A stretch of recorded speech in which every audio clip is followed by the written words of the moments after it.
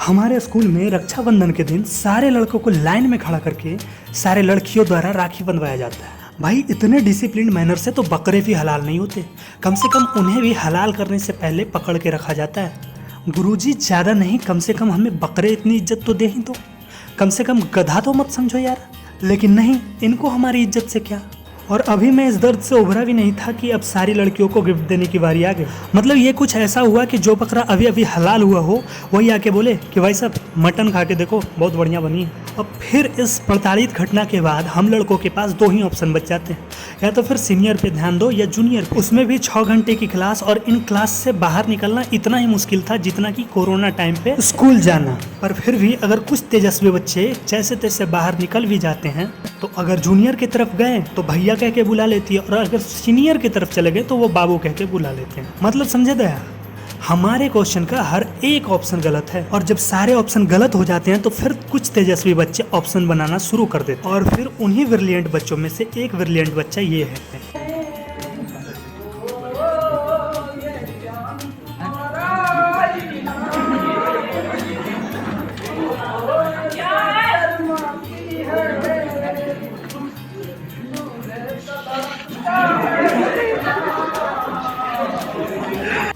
और मैं आपको साफ साफ बता देना चाहता हूँ कि मैंने इस तरह की हरकत कभी नहीं की। गार्जियन से बचने के लिए इतना झूठ तो मैं बोल ही सकता हूँ।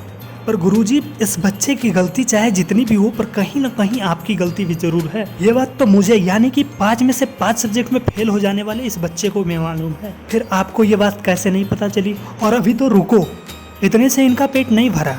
फिर इन्हें लगने लगा कि अगर इस तरह के 2-4 बच्चे निकल गए तो फिर हमारा क्या हो। फिर इन्होंने मॉर्निंग असेंबली में प्रेयर्स के साथ साथ प्रियम्बल्स कराना शुरू कर दिया। और इस प्रियम्बल में हमें ये ओथ लेना पड़ता था कि India is my country, all Indians are my brother and sister, यानी कि भारत हमारा देश है, हम सब भारतवासी भाई बहन हैं।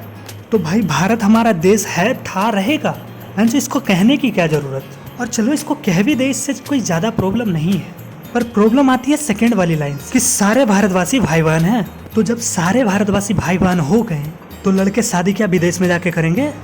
पहले तो विदेश जाना ही मुश्किल है, शादी तो दूर की बात है। और मान के चलो हम में से कोई एरोप्लेन के टायर में लटक के ही सही विदेश चला भी गया तो क्या गारंटी है कि लड़की पट जाएगी।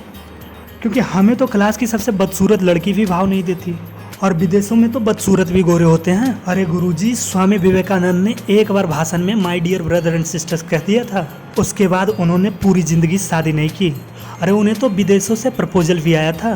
पर हम आज के विवेकानंद तो ठहरे नहीं कि कोई विदेशी लड़की आके कह दे कि मैं तुमसे शादी करना चाहती हूँ। अरे हम तो वो बच्चे हैं जिसके कारण आपके क्लास का एवरेज नीचे जा रहा है।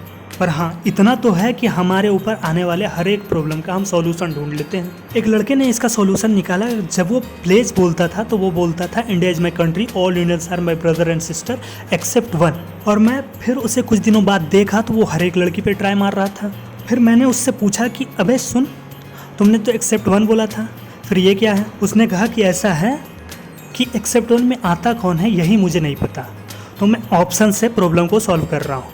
तो जो ऑप्शन सॉल्व हो गया समझो वही एक्सेप्ट वन है। उसके बाद मैं उस बच्चे के ब्रिलियंसी का फ़ैन हो गया भाई। और मेरा क्या है, मैं तो उस प्लेज के उस कंप्लीट लाइन को ही छोड़ देता था। What the fuck is this. मुझे नहीं बनाना भाई बहन, कोई ज़बरदस्ती है क्या। अरे मुझे भाई बहनों की कमी नहीं है, समझ रहे हो मास्टर जी। तो दोस्तों, अगर वीडियो अच्छी लगी हो तो लाइक करें, सब्सक्राइब करें, और अगर आपके स्कूल में भी ऐसी हरकतें हो रही हैं तो शेयर ज़रूर करें।